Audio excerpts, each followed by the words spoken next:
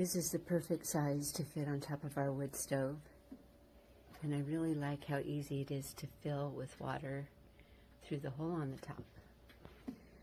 The steam comes out through the lid on the top. It holds quite a bit of water too.